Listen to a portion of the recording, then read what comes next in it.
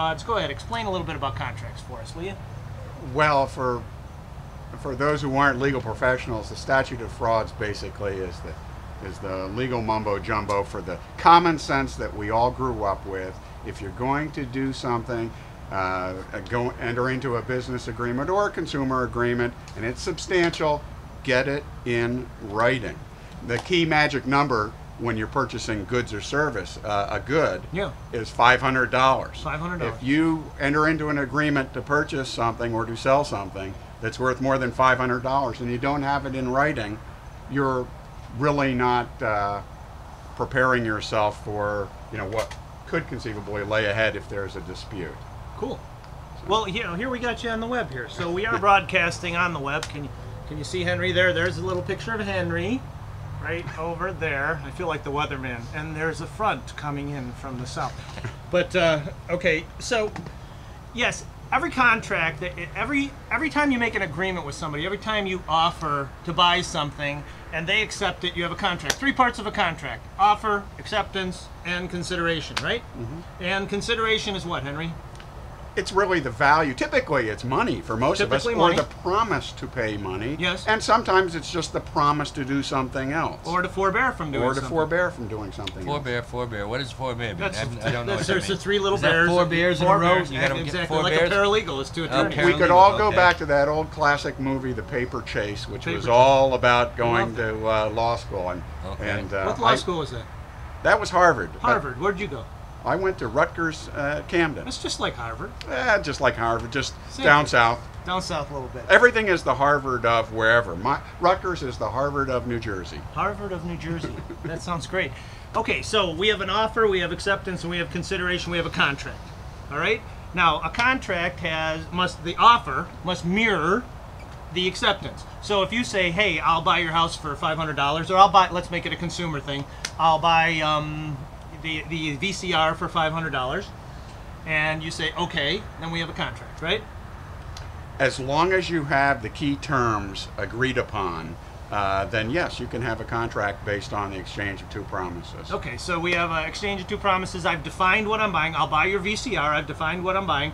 I've given you a price, so the terms are defined, and the term relates to the item, or the parts of the contract, the covenants of the contract, if you will, right? Right? The terms, not just the length of the contract. You have to say it out loud. Okay. Nodding your head. Well, I'll tell you what, Judge George, I'm a little numb. I knew the topic was going to be consumer fraud, so I sort of jumped ahead beyond Contracts 101, and I was saying, gee, for those who are viewers, what's their recourse if they actually run into a problem? Because most probably didn't go to law school. Okay, but before we get to that, I got a question. Go ahead. What, for example, would be, say, 5 or 10 top consumer fraud issues? 5 or 10 top consumer fraud. I think we have them listed here. You're confining them. Peggy, did you list these for us? Let's see here. Consumer fraud issues. I could tell you one of the big consumer fraud issues is that when you go into a restaurant, I can't read that. Identity theft. Can you put that up on the screen? Identity theft is number 1. Can you put that up on our as a background? Identity theft is number 1. I know that credit card fraud is huge. You go into a restaurant, and I think the police are going to talk about that. Can you guys read that? Can I get out of the way here? Okay, there. Okay, this is some of the top issues in consumer fraud. The police are going to talk about, I think there's a Russian scam that was going on. A mail scam, I believe. And not only did they scam the person they were talking to, but then they dumped all the problems onto the person that they scammed on top of it. Yeah, the credit card fraud happens a lot. When you go in a restaurant, try to watch that the waitress doesn't take it off into the bathroom. They have these little swipe cards, and they copy your credit card, and the next thing you know, there's 1,000 people out there with your credit card, and by tomorrow morning, they've spent a couple $100,000. Can you go ahead? Clipboard for just a second? The good thing about credit card fraud is that what I've found is even if I drive too fast between gas stations, not that I would exceed the speed limit, but if they think that I got somewhere faster than the legal speed limit, I've had the credit card companies stop the payment, and you had to call in, and they said, how could you be in Miami an hour ago and now you're in West Palm Beach? Or we have some large purchases in Miami and now in West Palm Beach. They look for people, 2 different people. They have computer programs for people. I don't know what you're asking me. They look for people that are split too far apart to have made a purchase, and that's one of the ways that the computer catches credit card theft. What else have we got there for consumer fraud problems, Henry? Well, after identity theft, we have shop at home catalog sales, prizes, sweepstakes. We've all received those crazy emails saying we won a lottery someplace. Oh yeah, I get those every day. Internet services, computer complaints, internet auctions. What's the big one from? What's that big one from eBay? Phishing. What's that? Phishing. For those That's of when you you get that, a line. well, that's one way of doing phishing, but this is spelled with a PH, Judge.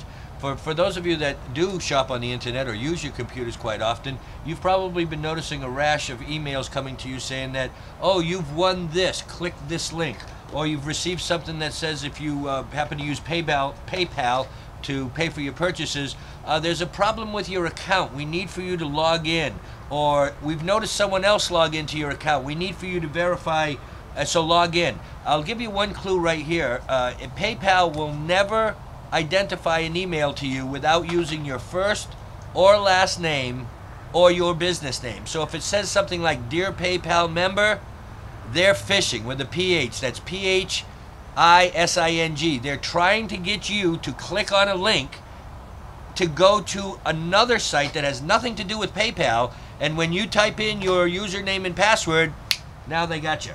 Now they can get your credit card and start spending your money. It's identity fraud. Yeah, in reality. It's a fake thing. They want you to it's like somebody sitting and watching you at the ATM. Right. And then they do you know what they did once in West Palm Beach? What's that? They built an ATM over the top of the ATM. Oh, really? Yeah, they made it out of aluminum and everything, and they slid it right over the top of the ATM.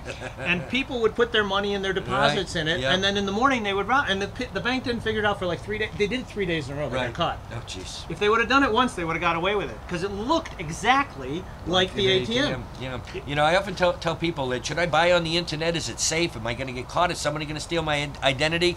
As a general rule, if you spend a little bit of caution and you're safe in purchasing on the internet. They don't want to go after you if you're spending $10 or $20. They're looking for much bigger fish than that.